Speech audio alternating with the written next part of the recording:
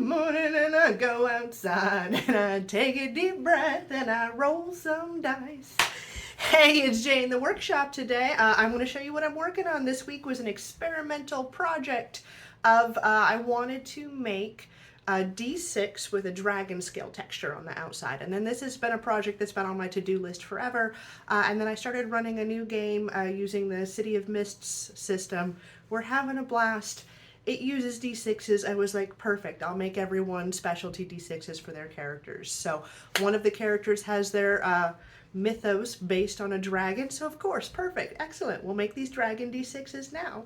So I think I'm just basically going to model it up in my, go-to Tinkercad, more or less. I'm going to go ahead and put the model together, give it a print, and see what we get, okay? We're going to use pipped D6s instead of numbers, just for the fun of it, really. I mean, they're a little easier to paint, if I'm honest, but really just for consistency with the other D6s I've been making. So that's what we're going to do, so let's get started. This is my intro song, why don't you sing along? Hey, let's see what's up this week, Shop J. So here we have a blank D6, and I have basically laid a dragon scale on top of it and given it a little bit of an angle. So we're just going to go ahead and duplicate that dragon scale a couple more times so that you get a cool little row of scales going on like that. And let me see if I can get them all selected just so we can fit it right on the edge of that D6, just like that. So I'm going to go ahead and fill up all the edges. I'm going to, I don't think I'm going to do the corners yet, but I think we definitely can get all the faces filled up this way. So let's skip ahead. Alright, so now we have each side covered in scales, except for the bottom side, which I've actually decided to leave smooth to make it easier when I need to cast this in the mold. But there's a lot of empty space underneath here, which is not necessarily a deal breaker, but I do want to see what it looks like when we dip it down just a little to get the objects to blend together a little more. You can see like that. We still end up with some hollows underneath. Okay, now we have our D6 shape completed, flat on the bottom, but dragon scale pieces all around the outside. And the next step is going to be to put the numbers on, shrink it down, and we'll lift it up and move it over. Oh, nope. And move it over, and actually make it a little taller. And if we... I think that actually I'm going to have the one side be on the bottom there. Boop. Get these guys to overlap a bit. Boop. Alright, I'm going to select both the shapes and this little alignment tool just to get that pip centered. And we should have a little pip shape right in the middle of our D6. We'll go ahead and combine the two shapes. And then you can see that we have our one side, and I'm just going to repeat the process with pips for each and every side, and we're going to get this shape all pipped up. Alright, just a moment. We have pips on each side of our scale dice, so the next step is going to be export, build supports, and print. So we will check back in after they've been printed and see what we came up with. Double toil and trouble. I can kind of see it. Looks like everything printed up, but let's get this lid off and see what we got. Okay. Yeah, that sure do look like some dragon scale squares, and then some other stuff because, why waste the energy? So let's get these into a bath of rubbing alcohol to soak off all of those supports. And we'll see how they turn out after about an hour in the drink. Okay, so these have had a good long soak into the drink here, and this is just 90% rubbing alcohol, but the reason that I like using it is because it means the supports usually just pull right off, which I don't think I could do one-handed, so hold on, let me pause. Alright, I got the supports off, and like I said, they just pull right off after a good long soak. You can still see some support marks, but more importantly, we have dragon scales. Now, these are a little more flexible than I had actually expected them to be, and some of them kind of broke off. But I think we're going to go ahead and give it a good cure and see what we got. Alright, so here we have our dragon scale dice with the supports removed. I still stand by my decision to make the one side a flat face. But the big thing is that a lot of the scales were kind of printed thin and just basically broke right off.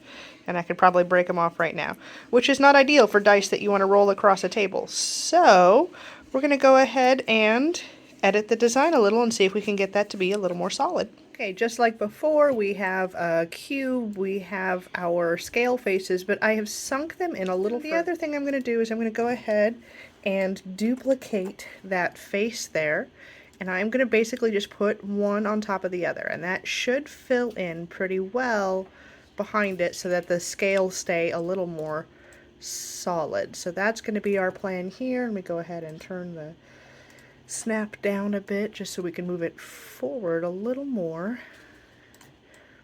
And you can see that there's still some flexibility behind there, so we'll just get it to really line up. Let's see what that looks like.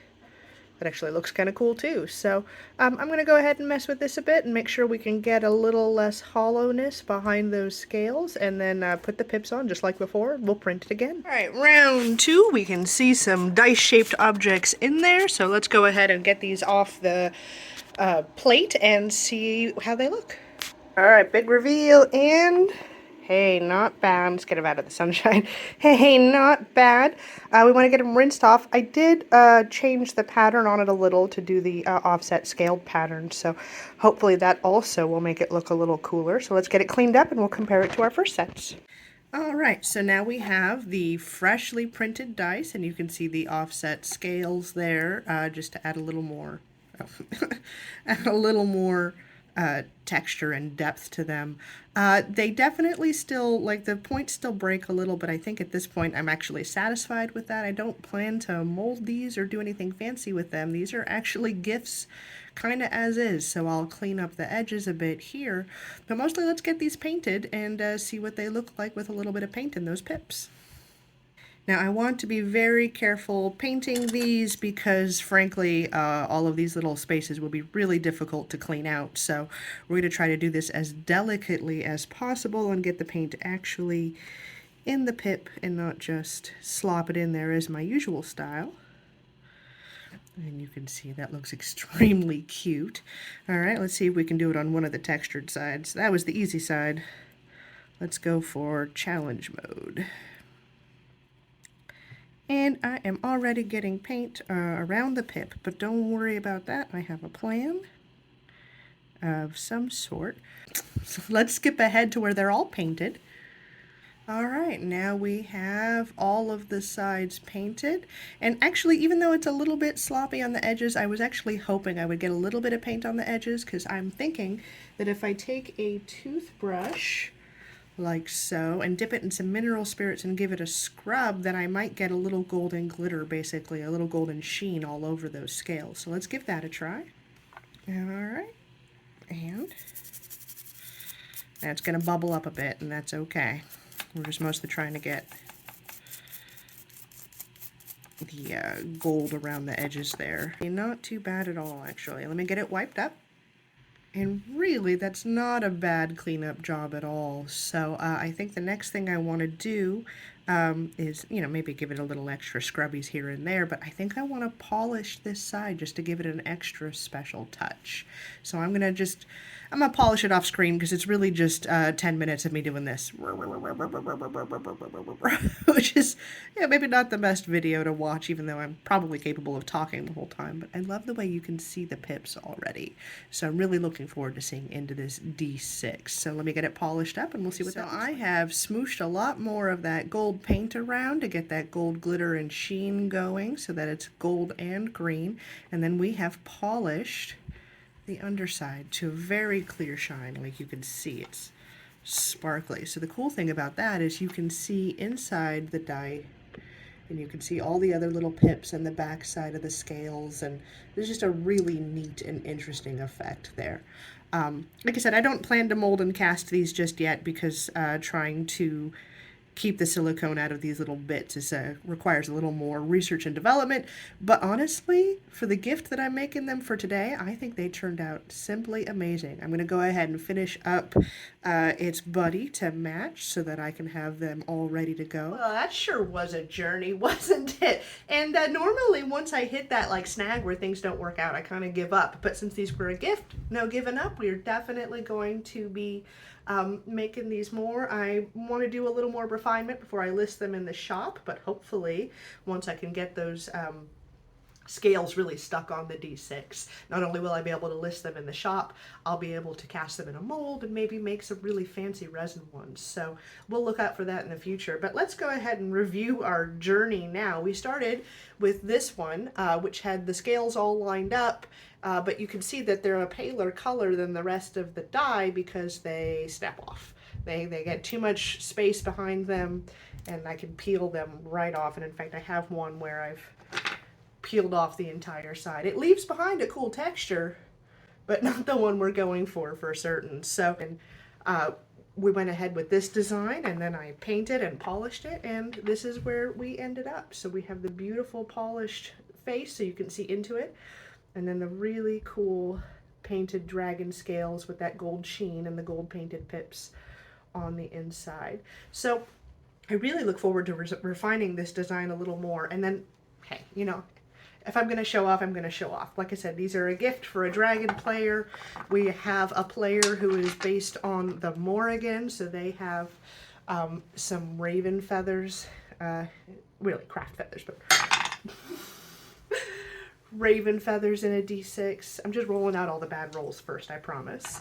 I have a character who is based on Cerberus, so they got cold cast bone. This is actually elk antler cast in resin, and then the river on the bottom for their river Leith. That actually also glows in the dark, so it's a little extra cool. And then we have a character who is based on Lucifer, but their interpretation of Lucifer is about the fires of creation, so I made them some beautiful fire forged dice. I'm really looking forward to presenting these to my players. I think they're going to be really pleased with what I've done for them. And you know, if you want some free GM advice at the end of a long YouTube video, it's that. Be fans of your players. Make fan art of your players, okay? They're there to have a good time, and the more that you are their cheering section, the better time they're going to have, and the better time you're going to have. So absolutely do that. In the meantime, though, make sure you take your meds, okay? I need you to do that. Maybe before you run off to take your meds, you can like, subscribe, turn on notifications, or don't, you know, forget that the way we forget our meds. It's not anything to me at this point. But I do need you to know that if you make nothing else, I am sure you can make it a great day, all right? Peace.